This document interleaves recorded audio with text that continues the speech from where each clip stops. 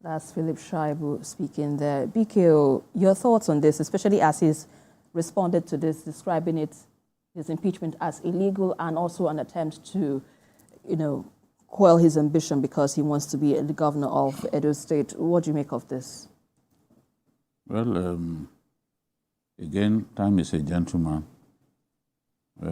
We've seen many deputy governors impeached, and such impeachments were reversed by the courts because most times the governors simply want to have their way, and they even don't allow for the due process of law to take place. They usually don't conform to due process. Remember the impeachment of the deputy governor of Zamfara State. Of course, it was set aside. We've had many like that. Even the impeachment of the governor of Adamawa State, I remember, again, set aside by the court. Impeachment of the governor of Oyo State, Rashidi Adewolu Laloja, set aside. Impeachment of the governor of Plateau State, Joshua Darie. Those were the days when the EFCC and political power people will use 8 persons to impeach a governor. Those were the days when they will go and sit outside the state. House of Assembly. Yes, you go and sit outside the state to impeach someone. And in the end, taxpayers' money gets wasted. The people impeached will take back, the court will set aside the impeachment. I don't know the fact that Shuaibu has. I don't know whether the fact that he refused to face the panel could count against him. I don't know whether it was right for his counsel to also stay away after the court refused to grant, after the panel refused to grant his wish that the sitting should be suspended. I don't know. But I've seen enough instances of this kind of impeachment drama ending in favor of the respondent. It is what it is. It's all struggle for power. The governor wanted Shaibu to be on his side on the matter of who succeeds the governor. Shaibu showed his hand clearly that he wanted to contest. And very early. And the governor didn't like the fact that they were on opposite sides on that matter. Well, it is his democratic right to want to contest. Yes, that's what. I'm not saying that power people, when they don't want you to succeed them and they make up their minds about who to succeed them, they will do whatever it takes to get you out of the way. It's not the first person to behave like this. And I've seen someone who behaved like that, yet the person that I put there fought him from the first day. Because they don't learn. You want to kill yourself just to put someone that you like there to succeed you. That person turns against you in a short time. As Fubara not turned against Wike now. Wike said, I'm happy that he was the one that I chose. You are happy. Are you happy now? Can you say you are happy now? Are you not fighting with everything you've got? Because man is unpredictable. True. Test a man with power, you will know the kind of person that he is. Nature, yeah. So they are not. Today, Obaseki is doing all he can to put his person there. I don't know whether his party will win the election. Other election is potentially very tough.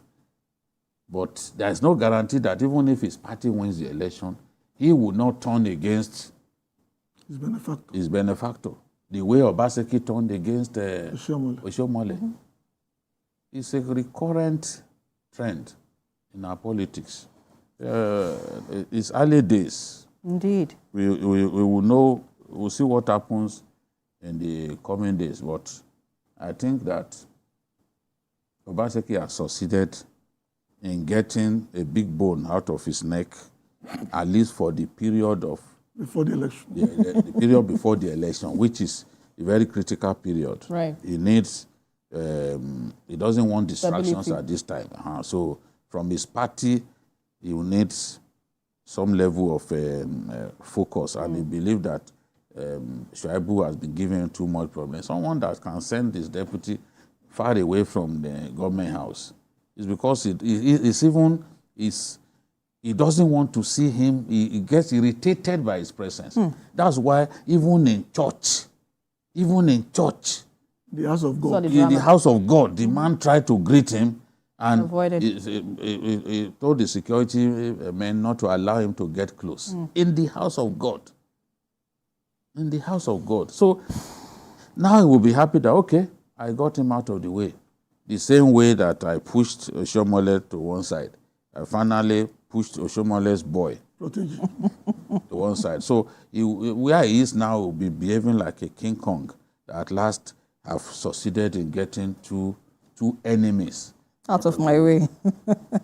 GKB, with this situation, I want to go back to the time when the two of them were in good relationship. Yeah, 4 years ago. Yeah, in APC, and all of the two of them went to the PDP, and now they are more like frenemies, if I would use that language. No, they are straight out enemies. The F is not there anymore. Yeah, F is not there anymore. Okay, so, but even if he has claimed that this is more like, let's say, it's all targeted at his ambition to be the next governor of Edo State, where do you see this leading to? And do you think perhaps this development could affect the party's chance in the next elections in September? Well, it depends on the clout that Philip Shuaibu has in Edo North. When he was on our program, remember, he also mentioned the level of support he enjoys across the state. I'm sure that Obaseki and his advisors must have weighed his political value and realized that he's a lightweight for them to move against him. Because normally, if he's supposed to have that level of clout in their estimation, they will simply have put him in one corner when the election is over. But now they know they can move against him and nothing will happen. And time will tell down the line whether that's a mistake or a strategic move. Because once a trailer of this magnitude passes through two friends, it's going to be very difficult for them to. But again, in politics, nothing is impossible. Right. I can give you names of people who have called their benefactors' names. Those who became ministers and were pounding the streets of Lagos, calling for approvals, and now major supporters of the then governor that they were bad-mouthing. But I think that based on the current reality, as far as the politics of Edo State is concerned, Philip Shuaibu is toast. Really? Yeah. Even if he wins back in court, his relevance within the context of this coming election has been reduced to less than zero. Because he cannot go back to APC. They've told him they don't take offense. And he has to stay in the PDP. Unless of course he's going to go solo and pick one of the numerous small parties that are available to flex his muscle. Unless he does that. But as far as the Obaseki administration is concerned, Shuaibu is toast. BK, your final thoughts on this before we move on to the next issue? Well, no one will say that Shaibu does not have political value. Right. At least in Edo North, where it comes from, it's strong, no doubt about it. And it was instrumental to the governor and himself being re-elected. So there is no way this will not hurt the chances of the PDP. Because his own supporters will feel that he's been betrayed after he stood by Obaseki and fought his own benefactor. Somebody who treated him like a son. That was Oshomole. for years. We fought him because of Obaseki. Today, see the way Obaseki has treated him. That's why, for some of us, politics is a no-no. You will never succeed in getting us to do politics. It's a waste of time to try and talk to. If you are appealing to me to get involved in politics, it's the same thing as talking to a wall. You know, you stand before a wall, you are just talking. You know what it means. Because I will never listen. So the rate at which people betray one another in Nigerian politics, right, is just too rampant for comfort. You can see, you can't tell the story of Obaseki and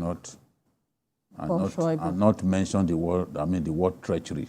And there's no way you can also talk about Shaibu and the events of 4 years ago and not talk about treachery. True. Both of them were guilty of betraying the common person.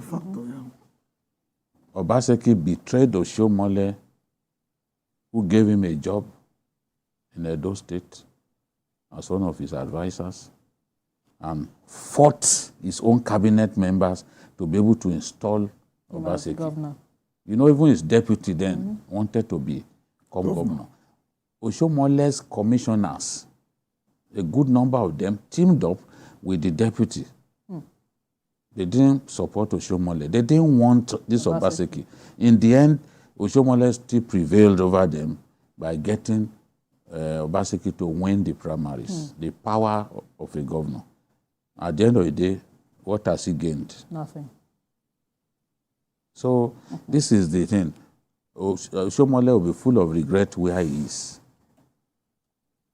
about what has transpired. But it is what it is. It is what it is, like you say.